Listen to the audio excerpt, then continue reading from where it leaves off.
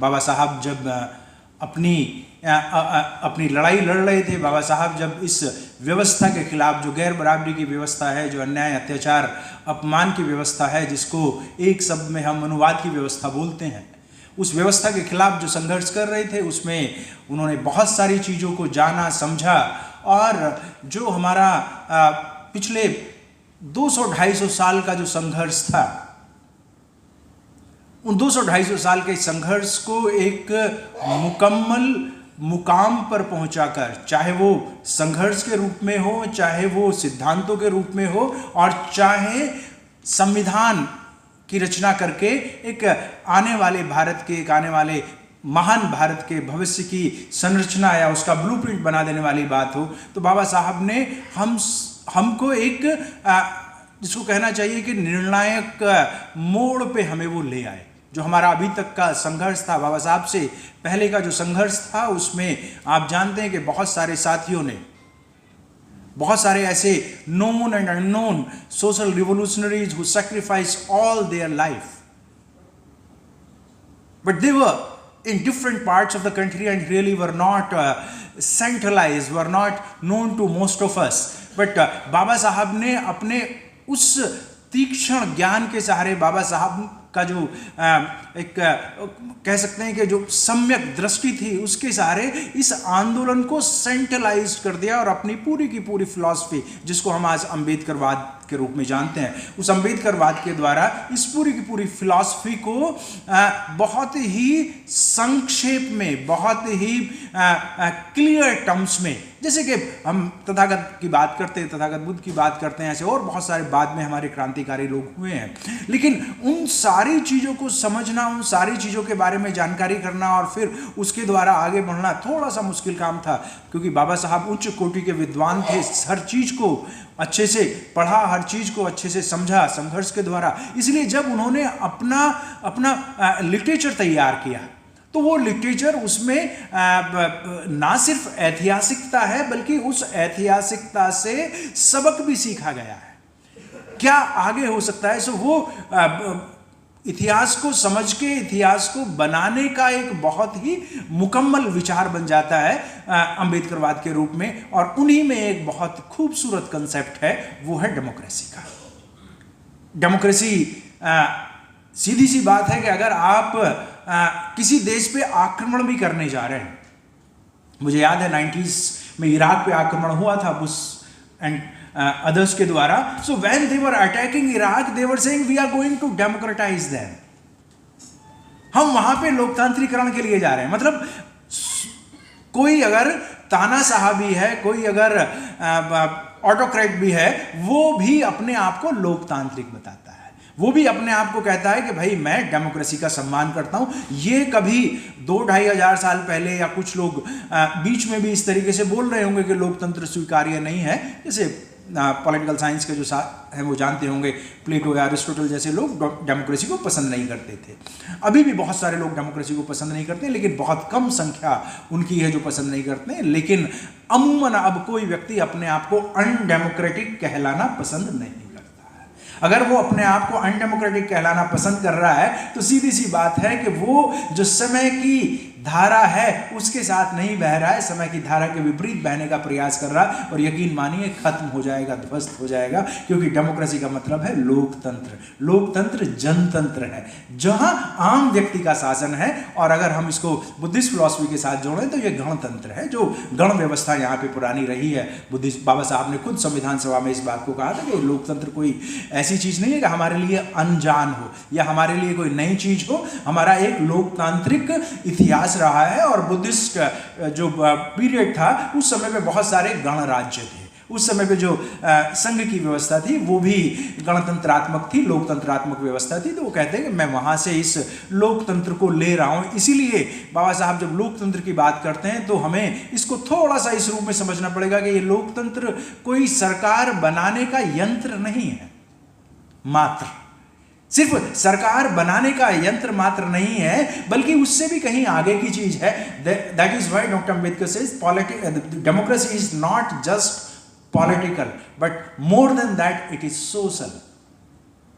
And when he says it is social, that means आप को हर, चाहे किसी भी उम्र, 18 साल से ऊपर के हैं आप, किसी भी जाति धर्म भाषा क्षेत्र के व्यक्ति हैं, अमीर हैं गरीब हैं, आपके पास शिक्षा है या नहीं है, हर व्यक्ति को एक वोट का अधिकार मिल गया है। हर व्यक्ति को अपने उस अधिकार को एक्सरसाइज करके अपनी पसंद की सरकार बनाने का अधिकार मिला हुआ है। लेकिन बाबा साहब के लिए लोकतंत्र यहां सिर्फ शुरू होता है।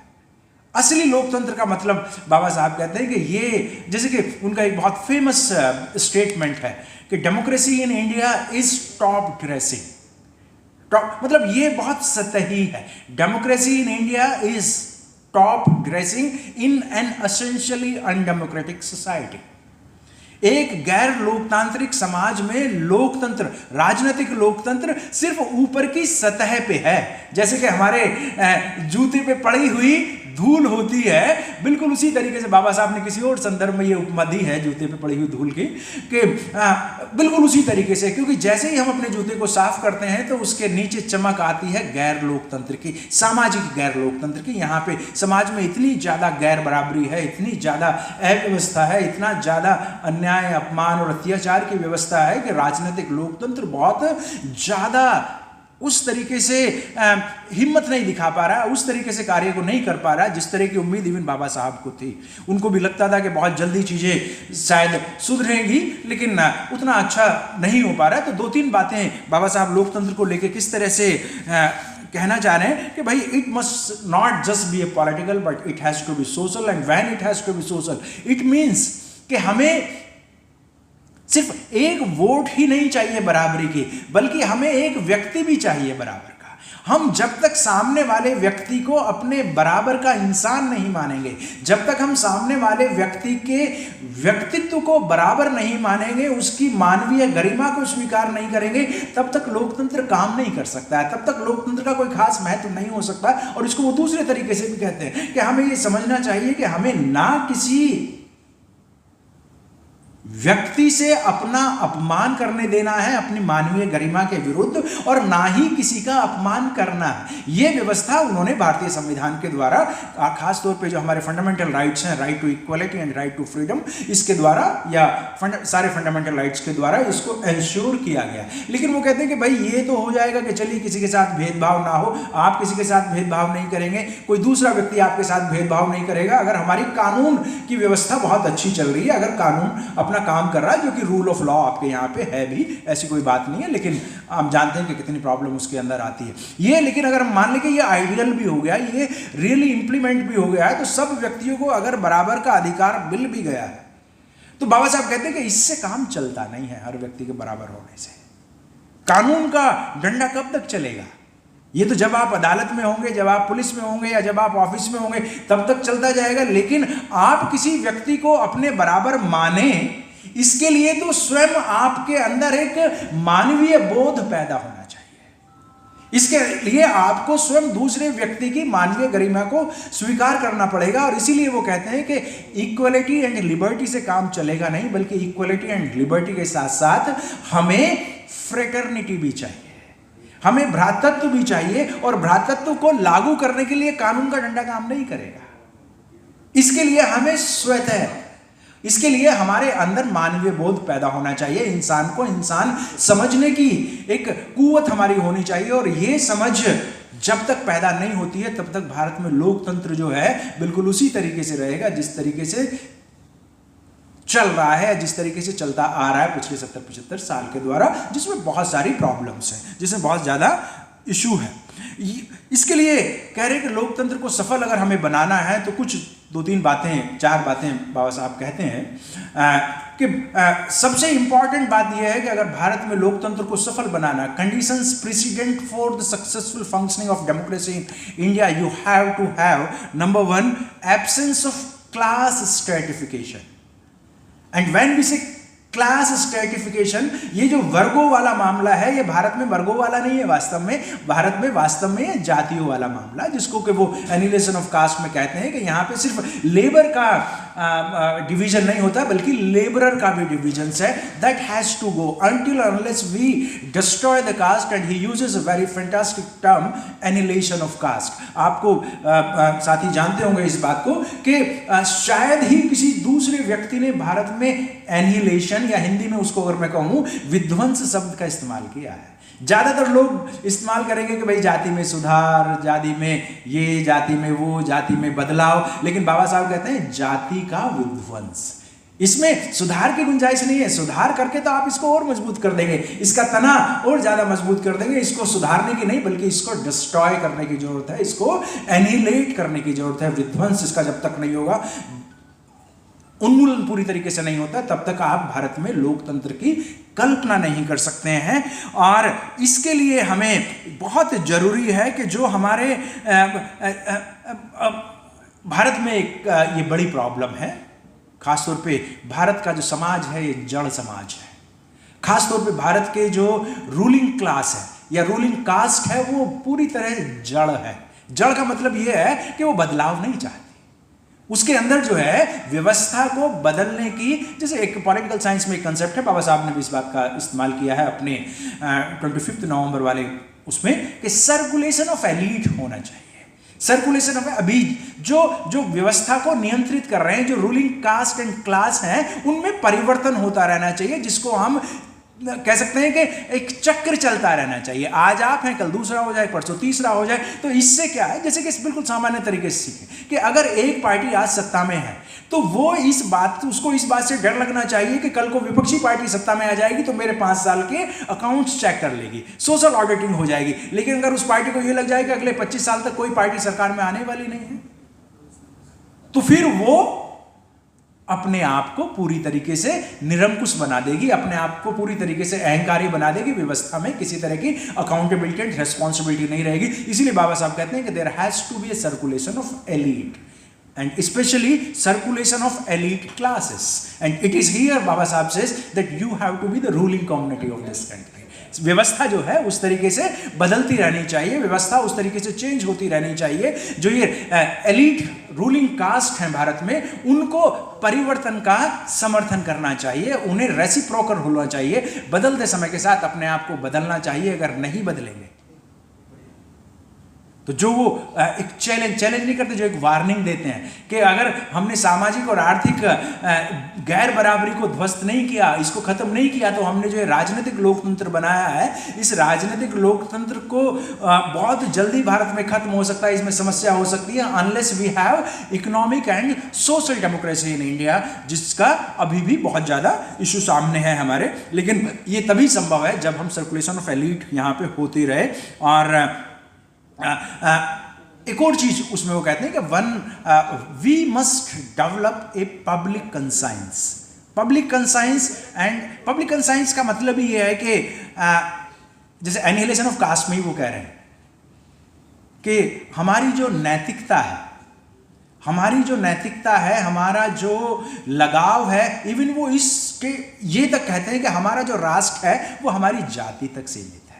हमारी जाति का व्यक्ति है तो वो कितना भी बड़ा अपराधी हो, कितना भी बड़ा, even you will see many people who have committed heinous caste crimes, they are being felicitated by their caste brethrens. क्यों? उनको वो रेपिस्ट नजर नहीं आ रहे, उनको वो मर्डरर नजर नहीं आ रहे हैं, बल्कि उनको वो अपनी जाति का व्यक्ति नजर आ रहा है। इसलिए बाबा साहब कह रहे हैं कि हमें जो है एक पब्लिक कंसाइंस डेवलप करनी पड़ेगी। अगर कोई अपराधी है तो बिना उसकी जाति देखे, अगर कोई मर्डरर है, अगर कोई सोशल क्रिमिनल है या और भी किसी तरह की कोई गलत बात कर रहा है, तो हमें उसका विरोध करना चाहिए। यहाँ पे हम अपने आप को उस तरीके से, एक टर्म वो यूज करते हैं जिसको हम कहते हैं कि कॉन्स्टिट्यूशनल मॉरलिटी डेवलप नहीं कर पा रहे हैं। कॉन्स्टिट्यूशनल मॉरलिटी डेवलप नहीं कर पा रहे हैं मतलब हम अपने आप को एक नागरिक नहीं समझ पा रहे हैं, हम अपने आप को नागरिक के रूप में आगे नहीं रख पा रहे हैं, बल्कि हम अपने आप को, जैसे आज भी अगर देखें बहुत सारी जगहों पे इस तरह की बात हो जाएगी, बार बार इस तरह से लोग कहते हैं कि भाई कोई जाति के नाम पे, कोई धर्म के नाम पे, कोई क्षेत्र के नाम पे, कोई भाषा के नाम पे अपने आप को आइडेंटिफाई कर रहा है जिसको जैसा लग रहा है। लेकिन भारतीय होने के नाते अपने आप को भारतीय नागरिक के रूप में आइडेंटिफाई लोग नहीं कर पा रहे हैं। ये कॉन्स्टिट्यूशनल मॉरलिटी का अभाव है कि हम संविधान को अपना सर्वोच्च, अपना सबसे प्रमुख ग्रंथ ना मान के हम और अपनी सोशियो कल्चरल, पॉलिटिकल या रिलीजियस आइडेंटिटीज जो हैं उनमें फंसे हुए हैं। और बाबा साहब ने जो कहा कि I do not like the idea that some of us are saying we are Indian first and Hindu, Christian or Kannada or Telugu second. You see, I do not like this idea. I do not want my loyalty to be shared or to come in conflict with my Indian loyalty. हमें प्रथम भारतीय होना है और अंततः भी भारतीय होना है। ये बात बहुत पसंद नहीं कर रहे हैं वो, कि कोई अपने आप को ये कहे कि भाई हिंदू मुस्लिम क्रिश्चियन सिख या भाषा के आधार पे है। We are Indian first and Indian last, Indian and nothing else. जब तक ये कंसाइंस हमारे बीच नहीं आएगी, तब तक ये विचार हमारे बीच नहीं आएगा, तब तक हम पब्लिक मॉरलिटी डेवलप नहीं कर पाएंगे, तब तक हम पब्लिक कंसाइंस डेवलप नहीं कर पाएंगे, और तब तक हम कॉन्स्टिट्यूशनल मॉरलिटी या संवैधानिक नैतिकता नहीं बने पाएंगे। और इसका सीधा सा असर पड़ता है अपने लोकतंत्र पे, अपने लोकतंत्र पे, जो इवन राजनीतिक लोकतंत्र है उसमें भी असर पड़ता है। हम जानते हैं किस तरह के इल मीन्स के द्वारा संविधान या किस तरह के मतलब चुनाव किस तरह का प्रॉब्लमेटिक प्रपोजिशन बना हुआ है, किस तरीके से चीजें सिर्फ प्रोसीजरल तरीके से की जा रही हैं। देयरफॉर इसको कैसे इंश्योर किया जाए, इसको कैसे समझा जाए, तो उसके लिए करेंगे, एक तो हमें यही समझना पड़ेगा कि व्यक्ति जो है वो अपने आप में एक साध्य है। Individual is an and in itself. Bharat में इस चीज की बहुत ज्यादा कमी है। जब बच्चा छोटा होता है तो उसको हम आइडेंटिफाई करते हैं, ऑब्वियसली पेरेंट्स के साथ आइडेंटिफाई करते हैं। जैसे ही थोड़ा सा बड़ा होने लगता है तो फिर हम आइडेंटिफाई करते हैं, अगर उस मोहल्ले का तो भाई उस जाति का है। थोड़ा सा और बड़ा होने लगता है कि उस गांव का है, और इस तरीके से उसकी अपनी व्यक्तिगत आइडेंटिटी लगभग खत्म सी हो जाती है। और जब आगे बढ़ता है वो, तो फिर वो अपने आप को सबमर्ज मानता है। और आमतौर पे महिलाओं के बारे में तो ये है कि वो चाहे छोटी हो या बड़ी हो या बुजुर्ग हो, हर समय पे या तो किसी की बेटी है या किसी की बहू है या किसी की माँ है या किसी की सास है, उसका अपना व्यक्तिगत पहचान नहीं है, उसकी अपनी व्यक्तिगत आइडेंटिटी नहीं है। बाबा साहब कहते हैं कि हमें इस व्यवस्था से बाहर निकलना पड़ेगा। ये ग्रुप आइडेंटिटी जो है, कहीं पे जाति है, कहीं पे धर्म है, कहीं पे भाषा है, कहीं पे क्षेत्र है, कहीं पे लिंग है, सो ये जो ग्रुप आइडेंटिटी है, ये व्यक्ति को व्यक्ति होने का एहसास नहीं होने देती है।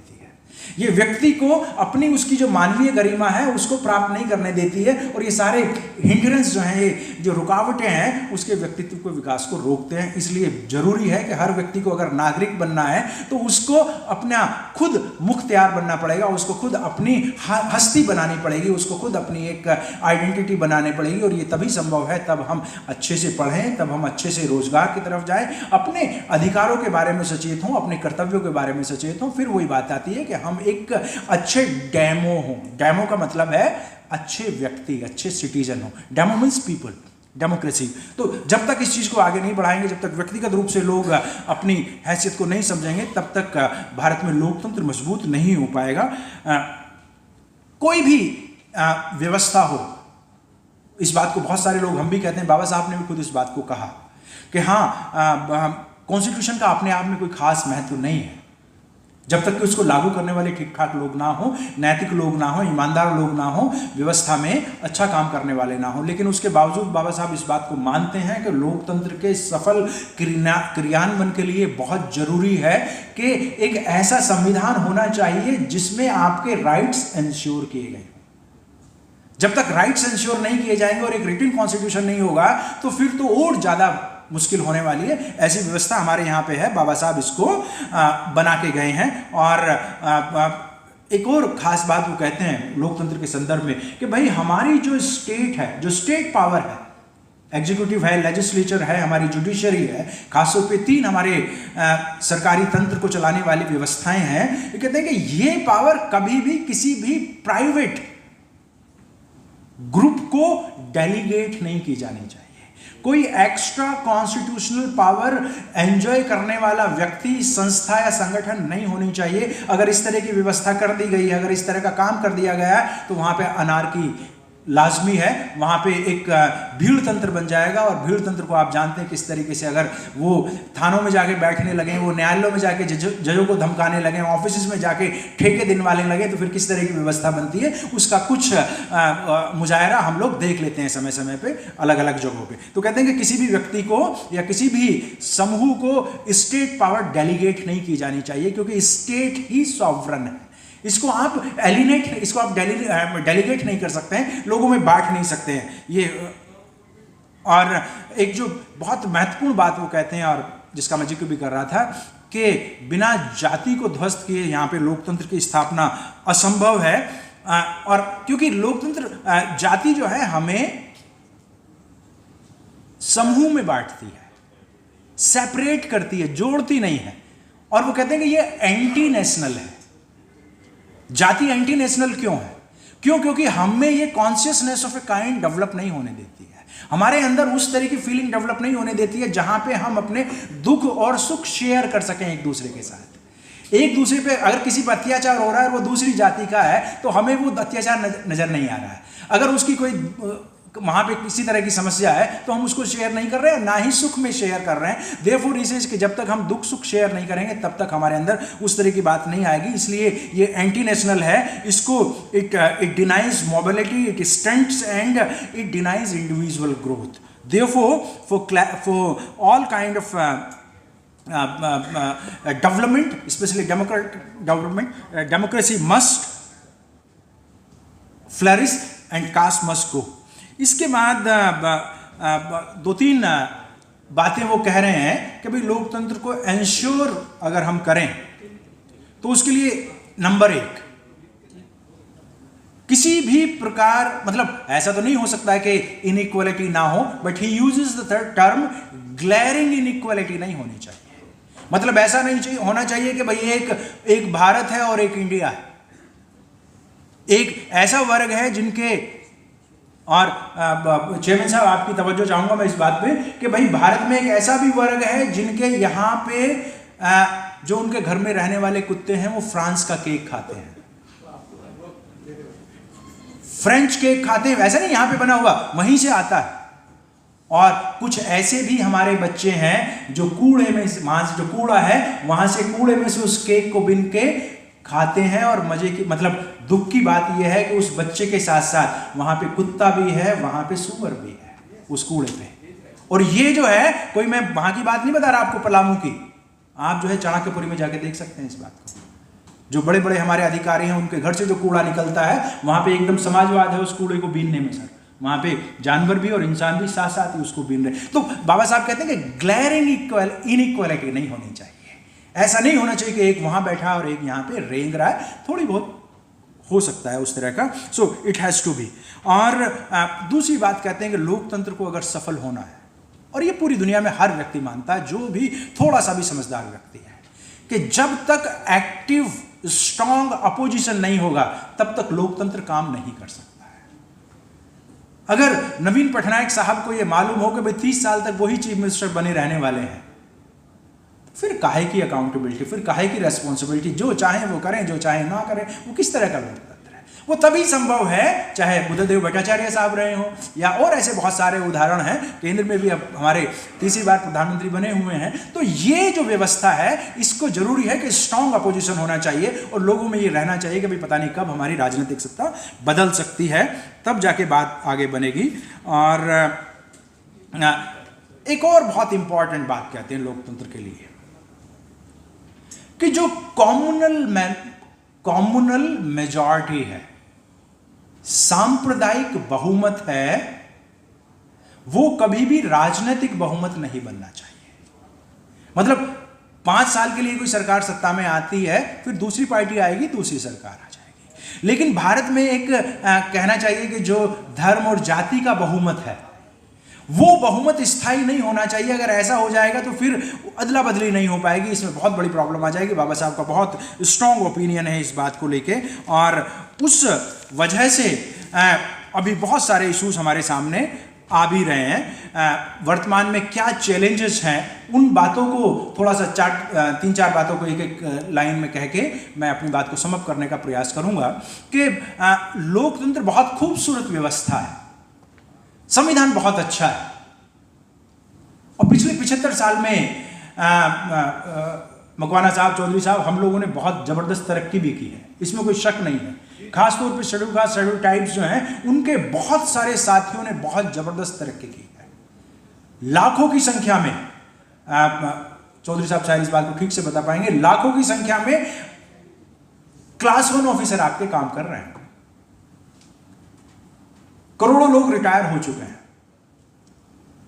बहुत कुछ हम लोगों ने लिया है। इस समय पे कोई भारत का ऐसा पद नहीं है जहां पे आप नहीं पहुंच पा रहे हैं, सिवाय एक पद को छोड़ के। मैं specially schedule caste schedule tribes की बात कर रहा हूं, सिवाय एक पद को छोड़ के, वो भी इंशाअल्लाह बहुत दूर नहीं है। कभी ना कभी आपकी नजरें अगर उधर पड़ गई हैं तो आपके कदम भी उधर पड़ जाएंगे, ऐसी कोई बात नहीं है। शायद भारतीय लोकतंत्र के लिए वो सबसे खूबसूरत दिन होगा जब भारत का कोई अछूत या आदिवासी समाज का बच्चा या बच्ची भारत का प्रधानमंत्री बनेगा। ये बाबा साहब का उस समय पे चाहते थे। तो ये चीजें जो हैं, बहुत खूबसूरती का एहसास है। हम सब लोगों को अच्छे कपड़े मिलने लगे हैं, अच्छा खाना मिलने लगा है, अच्छे घरों में रहने लगे हैं, अच्छे हम जो है गाड़ियों में चलने लगे हैं। चीजें काफी अच्छी हुई हैं, लेकिन बहुत कुछ करना अभी बाकी है, बहुत ज्यादा करना बाकी है। मंजिल जो है हमारी बहुत ज्यादा दूर है, बहुत ज्यादा महान है, बहुत ज्यादा खूबसूरत है। इसलिए हम जो थोड़ी बहुत जो चमक धमक है उससे उतना ज्यादा मामला जो है बन नहीं पा रहा, उतना खूबसूरती जो है नजर नहीं आ पा रही है। इसीलिए कई सारे लोग कई बार बहुत ज्यादा निराश हो जाते हैं, कई बार बहुत ज्यादा लोग जो है हताश हो जाते हैं। अभी जिस बात का जिक्र हो रहा था कि 94% वर्कर्स इंडिया के अंदर अनऑर्गेनाइज सेक्टर में या प्राइवेट सेक्टर में है। 94% और may be more than that. 94% के आसपास अगर प्राइवेट सेक्टर में है तो वहां पे आप सिर्फ क्या सफाई करने वाले ही रहेंगे।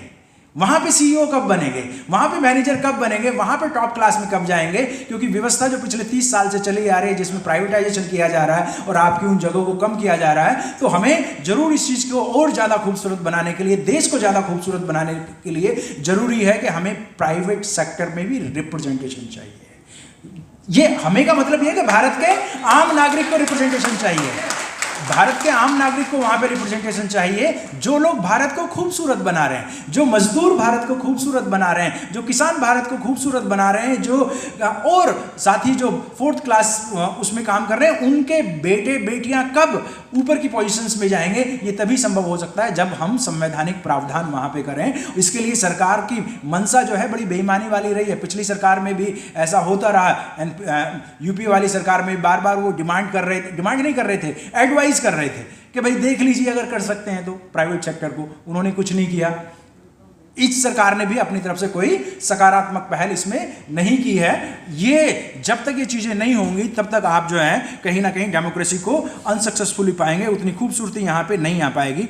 तो हमें अगर लोकतंत्र को सफल बनाना है कंटेम्प्रेरी टाइम्स में, तो चीजों को समझना होगा कि भाई यहां पे ज्यादातर या सभी कम्युनिटीज जो हैं उनका रिप्रेजेंटेशन होना चाहिए। और रिप्रेजेंटेशन का मतलब ये नहीं है कि कोई सेरेमोनिक एक किसी व्यक्ति को आप किसी खास जगह पे बैठा देंगे।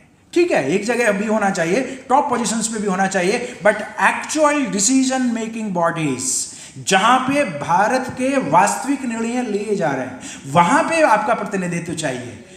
ये प्रक्रिया बढ़ रही है, लोग पहुंच रहे हैं। मैं समझता हूं कि अच्छा मूव चल रहा है देश के अंदर, मूवमेंट हमारा काफी स्ट्रांग हो रहा है, लेकिन अभी उसमें बहुत ज्यादा गुंजाइश है। रिप्रेजेंटेशन बहुत जरूरी है, रिजर्वेशन के साथ साथ रिप्रेजेंटेशन चाहिए। ये चीजें आगे बढ़ाने वाली है। दूसरी बात, जो लोकतंत्र को अगर हमें सफल बनाना है तो इकोनॉमिक इनइक्वालिटी पे मैं जरूर कुछ कहना चाहूंगा। इकोनॉमिक इनइक्वालिटी इन इंडिया बहुत ज़्यादा प्रॉब्लमेटिक हो रही है। आप यकीन नहीं करेंगे कि भारत में ज़्यादातर जो मजदूर काम कर रहे हैं, ज़्यादातर का मतलब ये है कि लगभग 90% जो मजदूर काम कर रहे हैं, 90% workers in India are working on 10,000 और लेस देन 10,000 पर मंथ। 8,000, 9,000, 7,000, 6,000 भी कर रहे हैं, 5,000 पे भी कर रहे हैं। मेजॉरिटी लोग जो हैं वो 10,000 से नीचे कर रहे हैं या 5 और 10 के बीच में कर रहे हैं। ये बहुत ही प्रॉब्लम है। 5,000 रुपये सोचिए ना क्या होता है, कैसे उनका काम चलने वाला है। इसमें सरकार को जरूर इस चीज को अपनी जिम्मेदारी समझना चाहिए। हमारा आर्टिकल 38, 39 इस बात की ताकीद करता है कि भाई गैर बराबरी जो है आर्थिक क्षेत्र में, खासतौर पे इनकम में और स्टेटस में, उसको खत्म किया जाना जरूरी है। अदरवाइज इस टोकनिज्म से काम चलने वाला नहीं है। हमें इस पॉलिटिकल डेमोक्रेसी को सोशल डेमोक्रेसी और इकोनॉमिक डेमोक्रेसी में कन्वर्ट करना पड़ेगा, क्योंकि कोई भी देश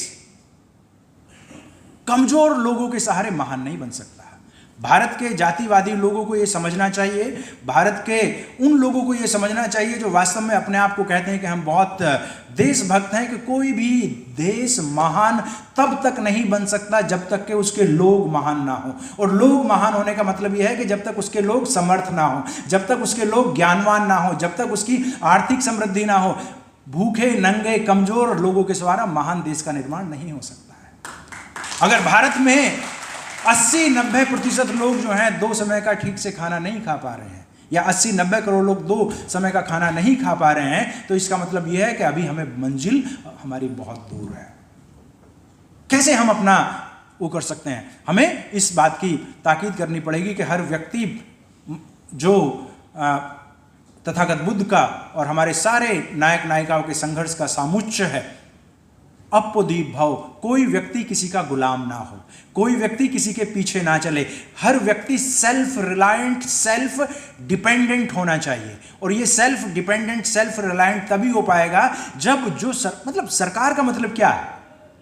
सरकार का मतलब सिर्फ कोई न्यायपालिका, कार्यपालिका और व्यवस्थापिका ही नहीं है। सरकार का मतलब सीधे सीधे 50 लाख करोड़ रुपए हर साल खर्च करने का अधिकार। 50 लाख करोड़, ये सिर्फ केंद्र सरकार की बात कर रहा हूं। यूपी सरकार ने 8 लाख करोड़ किया, किसी ने 4 किया, किसी ने 6 किया। मतलब हो सकता है कि पूरे देश को मिला के 150 लाख करोड़ का हर साल खर्चा हो रहा है। तो सरकार का मतलब ये है कि 150 लाख करोड़ कहाँ खर्च होने हैं? शिक्षा में खर्च होने हैं, रोजगार में खर्च होने हैं, या उल जलूल इधर उधर खर्च करके आप जो है व्यवस्था को ऐसे ही बनाने रखना चाह रहे हैं। तो हमें इस चीज की ताकीद करनी पड़ेगी कि हर व्यक्ति स्वनिर्भर हो पाए, हर व्यक्ति सेल्फ रिलायंट हो पाए। और अगर अपनी शब्दावली में बात करें तो अप्पदीप भव की बात आगे बढ़नी चाहिए। बाबा साहब कहते हैं कि टोकनिज्म से काम नहीं चलने वाला है। एक व्यक्ति को बना दिया, खुश हो गए, एक व्यक्ति को प्रोफेसर बना दिया, खुश हो गए, एक व्यक्ति को मंत्री बना दिया, खुश हो गए। इस बात में मुझे कहने में कोई शक वो गुरेज नहीं है कि पीछे टोकनिज्म कुछ ज्यादा ही चल रहा था। एक मंत्री हो गया, एक डीएम हो गया उत्तर प्रदेश के 80 जिलों में, बहुत खुशी की बात हो गई। ऐसे नहीं होना है। ये आपको प्रोपोर्शनेट चाहिए, ये आपको अनुपातिक चाहिए, तब जाके बात बनेगी। और जब अनुपातिक होगा तो जो व्यक्ति हैं उनको भी अपने आप को असर्ट करने में थोड़ी सुविधा हो जाएगी कि भाई हमारे भी आसपास 2 4 5 लोग हैं, ऐसी बात नहीं है। अकेला तो बेचारा अपनी कुर्सी को ही संभालता रह जाएगा। उसको तो और किसी छोटे मोटे काम में 100 200 500 रुपए के उसमें इंक्वायरी कर देते हैं, और फिर देखिए क्या उसका हवाई जहाज बनाते हैं। हर जगह इस तरह का काम चलता है। हमें दूसरी बात बाबा साहब कह रहे हैं कि जो एजुकेशन, इंडस्ट्री एंड गवर्नेंस जो है, इसको इंक्लूसिव बनाना है। और ये अच्छी बात है, आज की सरकार भी इस बात को कह रही है, पिछली सरकारें भी कहती आ रही थी, लेकिन किसी नारे में मत जाइए, उनके कहने से काम बनने वाला नहीं है। हमें खुद इसके लिए तैयार होना पड़ेगा। जो बाबा साहब ने जिस बात को कहा कि भाई ठीक है, गांधी की भावना बहुत अच्छी है कि लोगों का हृदय परिवर्तन होना चाहिए, हमें उससे कोई प्रॉब्लम नहीं है कि लोगों का हृदय परिवर्तन हो, वो भी अपने आप को इंसानियत की लड़ाई का हिस्सा बनाए, कोई प्रॉब्लम नहीं है। लेकिन भाई अगर उसको होना होता तो कभी का कर दे, बदल जाता। अगर उसको बदलना है तो ये बदलाव आएगा आपकी अपनी ताकत से, ये बदलाव आएगा आपकी अपनी क्षमता से। अगर आप योग्य हैं, सक्षम हैं, ताकतवर हैं, तो सामने वाला बदलेगा। और मुझे इस बात को कहते हुए खुशी हो रही है कि आप अपनी ताकत को समझ रहे हैं। सामने वाला जो है वो आपके बदलाव को, आपके जो ताकत है उसका धीरे धीरे नोटिस ले रहा है, और व्यवस्था जो है वो कहीं कहीं लोकतांत्रिक हो रही है। जैसे कि दिल्ली यूनिवर्सिटी में अगर 20 साल पहले की बात करें तो एक भी प्रोफेसर नहीं था दिल्ली यूनिवर्सिटी में। 1997 में रिजर्वेशन लागू हुआ, थोड़ा सा ज़्यादा हो गया, मतलब 30 साल पहले। लेकिन आज सिर्फ शेड्यूल कास्ट, शेड्यूल ट्राइब्स के ही दिल्ली यूनिवर्सिटी के अंदर 2500 प्रोफेसर्स हैं, 2500। SC ST OBC को मिला के 5000 के आसपास है। तो ये संख्या बढ़ रही है, काफी उस तरीके से बढ़ रही है, लेकिन ये आपको अपनी ताकत से इसको स्वीकार करना पड़ेगा। बस लास्ट बात मैं कहूंगा कि इतने दिन से ये गैर बराबरी या लोकतंत्र मजबूत नहीं हो पा रहा। पॉलिटिकल साइंस में इसकी बहुत सारी थ्योरी हैं। एक थ्योरी है कि भाई सिर्फ 5 साल में वोट डाल के आपका कर्तव्य पूरा नहीं हो जाता है। इनफैक्ट बाबा साहब ने 1956 में BBC वाले में कहा है, जो मैं बाद में कहने वाला हूं। और ये वो कहते हैं कि भाई इससे बात नहीं बन जा रही कि 5 साल में आपने एक बार अपना वोट डाल दिया और बात हो गई। आपको तो अब ये भी पता नहीं है, क्योंकि वोट अब ज्यादातर किस चीज को डाल रहे हैं। और ये बात बाबा साहब ने बात कही है 1956 में या शायद 55 का है, वो BBC का एक इंटरव्यू है। कहते हैं कि आप तो व्यक्ति को तो वोट ही नहीं डाल रहे हैं। आप व्यक्ति को वोट कहां डाल रहे हैं? आप तो सिंबल को वोट डाल रहे हैं। और उस समय पे उन्होंने कहा है कि भाई उस समय पे सिंबल जो था, एक खास पार्टी का सिंबल था, वो बैल था, बैल, बुल। कहते कि आप तो बुल को वोट डाल रहे हैं, आपको यही पता नहीं कि उसके पीछे गधा है या घोड़ा है। ये गंभीर बात है। You are not, in fact in India democracy को नुकसान पहुंचाने में पॉलिटिकल पार्टीज का बहुत बड़ा इंपॉर्टेंस है। किसी खास पॉलिटिकल पार्टी की बात नहीं कर रहा हूं, पॉलिटिकल पार्टीज की बात कर रहा हूं। क्यों? क्योंकि उन्होंने अपने प्रतिनिधियों को एक तरीके से अपना बंधुआ बना लिया। विप के द्वारा, पार्टी डिसिप्लिन के द्वारा कोई भी व्यक्ति पार्टी लाइन से बाहर जा ही नहीं सकता है। उसके कॉन्स्टिट्यूंसी का इश्यू है लेकिन वो नहीं उठा सकता क्योंकि पार्टी ने मना कर दिया है उसको। तो ये वाली जो प्रॉब्लम आ रही है कि हम अपने किसी प्रतिनिधित्व को चुनते हैं तो वो प्रतिनिधित्व चुना तो हमारी वोट से जा रहा है लेकिन वो किसी पार्टी का चुना जा रहा है। और जब ये प्रतिनिधित्व खास तौर पर रिजर्व कॉन्स्टिट्यूंसी का, तो एक तो करेला और ऊपर से नीम चढ़ा। ऐसे ऐसे कलाकार हैं कि चुनाव में वोट मांगने जा रहे हैं, नीचे बैठे हुए हैं, बाकी लोग ऊपर बैठे हैं और वो नीचे बैठा। भाई जेब में गिलास लेके, जेब में मतलब हैं, बड़े बुरे उदाहरण हैं ये, लेकिन ऐसे ऐसे हैं। तो इसका मतलब सीधा सा ये हो रहा है कि हम जो लोकतंत्र, जिस खूबसूरत लोकतंत्र को बनाना चाहते हैं, जो सोशल डेमोक्रेसी को डेवलप करना चाहते हैं, ये सिर्फ प्रोसीजरल नहीं होनी चाहिए, प्रक्रियात्मक नहीं होनी चाहिए कि 5 साल में चुनाव हुए, कुछ लोग चुने और उसके बाद मामला खत्म हो गया और 5 साल तक ऐसे ही चलता रहा, बल्कि सब्सटेंशियल होनी चाहिए। सब्सटेंशियल का मतलब वास्तविक होनी चाहिए। कोई कह रहा है कि भाई प्रजा और राजा, अरे भाई क्या खेल लगा रखा है आपने कि प्रजा और राजा? ये लोकतंत्र का टाइम है। लोकतंत्र में प्रजा नहीं होती है, सिटीजन्स होते हैं, नागरिक होते हैं। यहां पे कोई राजा प्रजा नहीं है। अब आपका वो प्रतिनिधित्व करता है, वो चाहे वो प्रधानमंत्री हो, चाहे मंत्री हो, चाहे वो मेंबर ऑफ पार्लियामेंट हो, चाहे वो मेंबर ऑफ असेंबली हो, जो भी व्यक्ति है वो आपका प्रतिनिधित्व कर रहे हैं। वो एक तरीके से आपके सर्वेंट हैं, सिविल सर्वेंट हैं, वो पब्लिक सर्वेंट हैं। और इसी तरीके से बातों को समझा जाना चाहिए। लेकिन अभी हम उस बात पे नहीं समझ पा रहे हैं क्योंकि हमारी जो सिस्टम है वो बहुत ज़्यादा फ्यूडल है। हमारा जो सिस्टम है, मतलब जो सोशल सिस्टम है, जो इकोनॉमिक सिस्टम है, वो फ्यूडल है, वो कास्टिस्ट है, वो एलिटिस्ट है। और अब तो बहुत ज़्यादा इकोनॉमिकली, मतलब कह सकते हैं कि जिसको आप पूंजीवाद कहते हैं, या उस तरीके से जहाँ पे अमीर अमीर और गरीब गरीब और खाई बहुत ज़बरदस्त तरीके से बढ़ती जा रही है। तो इस दूरी को समाप्त करने की ज़रूरत होगी। प्रोसीजर और सब्सटेंशियल डेमोक्रेसी को की जो खाई है उसको दूर करने की ज़रूरत होगी। और बस एक बात कह के मैं अपनी बात को समाप्त करूंगा कि इस सब के लिए बहुत सारी लड़ाइयाँ लड़ी जाएंगी। बहुत सारे लोगों ने लड़ाइयाँ लड़ी हैं, लेकिन कोई किसी को राज न दे है, जो ले है निज बल से ले है। राज की तो बात छोड़ दीजिए, कोई आपको शिक्षा भी नहीं देगा, कोई आपको सम्मान भी नहीं देगा। तो जब तक आप भारत में समान शिक्षा की व्यवस्था नहीं करा लेते, ये हम सब की जिम्मेदारी है, हर उस व्यक्ति की जिम्मेदारी है जो बाबा साहब के संविधान के द्वारा, महापुरुषों के आंदोलन के द्वारा अच्छा जीवन व्यतीत कर रहा है। उन सब की ये जिम्मेदारी बनती है कि वो जितना संभव हो सके भारत में सबके लिए, जाति धर्म क्षेत्र भाषा से ऊपर जाके सबके लिए समान शिक्षा के अभियान की शुरुआत करें। सबको ज़्यादा से ज़्यादा क्वालिटी एजुकेशन की बात करें। जब तक क्वालिटी एजुकेशन भारत के लोगों को नहीं मिलेगी, तब तक भारत में स्वस्थ लोकतंत्र, सामाजिक लोकतंत्र की स्थापना नहीं हो सकती है। और उसके लिए एक ही पैमाना स्टार्टिंग में हो सकता है कि भारत में हर वो बच्चा जो पढ़ रहा है या जो पढ़ना चाहता है, 12वीं क्लास तक हर जाति धर्म क्षेत्र के बच्चे को कंपलसरी रेजिडेंशियल एजुकेशन मिलनी चाहिए। कंपलसरी रेजिडेंशियल एजुकेशन मिलेगी तो उसके अंदर एक फीलिंग आएगी। क्लास में अभी आप बच्चे को पढ़ा रहे हैं, क्लास में बच्चे को पढ़ा रहे हैं, थोड़ी देर बाद जो है अपने घर चला जा रहा है, घर में वही उनके वहाँ तो फ्रेंच केक खाने वाले हैं, तो उसका जब वो स्कूल में आता है तो वो उसी एटीट्यूड से आता है। दूसरा एक बच्चा वो है जिनकी माँ या पिता जो हैं बेचारे झाड़ू पोछा करके जो है किसी तरीके से बच्चे को स्कूल में भेज रहे हैं, तो फिर वो उसी माहौल में चला जाता है। 1 घंटा हम पढ़ाते जरूर हैं, बराबरी की बात उसको सिखाते जरूर हैं, लेकिन 23 घंटा तो वो उस तरह के गैर बराबरी की व्यवस्था में उससे कुछ खास बन नहीं पा रहा। एक आध ही कोई बिरला होता है जो उस षड्यंत्र को तोड़ पाता है, उस चक्रव्यूह को तोड़ पाता है और आगे बढ़ पाता है। लेकिन अगर यही रेजिडेंशियल एजुकेशन हो जाए तो फिर चाहे अमीर हो या गरीब हो, सबको एक जैसे हॉस्टल में रहना पड़ेगा, एक जैसा खाना खाना पड़ेगा, हो सकता है एक जैसी ड्रेस पहननी पड़ेगी, एक तरह का माहौल आ जाएगा। तो ये जो अमीरी गरीबी का, ऊंच नीच का और दूसरे तरह की जो समस्याएं आ रही हैं, उसमें बहुत हद तक हमें उनको तोड़ने में सफलता मिल सकती है। और हो सकता है कि अभी जो हम कहीं जाति धर्म क्षेत्र के लंबरदार पैदा कर रहे हैं, हम अपनी क्लासों में भी ऐसे ही कर पा रहे हैं। अभी। तो हो सकता है कि अगर समान शिक्षा मिल जाए, समान रेजिडेंशियल एजुकेशन उनको मिल जाए, तो हम भारतीय नागरिक पैदा करने लगें अपने क्लास के अंदर, और भारतीय नागरिक पैदा करने लगेंगे तो भारत में सच्चा लोकतंत्र स्थापित हो पाएगा, भारत में social and economic democracy establish हो पाएगी। और यही वास्तव में बाबा साहब का उद्देश्य था, भारत को महान देखने का, भारत को प्रबुद्ध देखने का। इन्हीं शब्दों के साथ मैं अपनी बात को समाप्त करता हूं। धन्यवाद।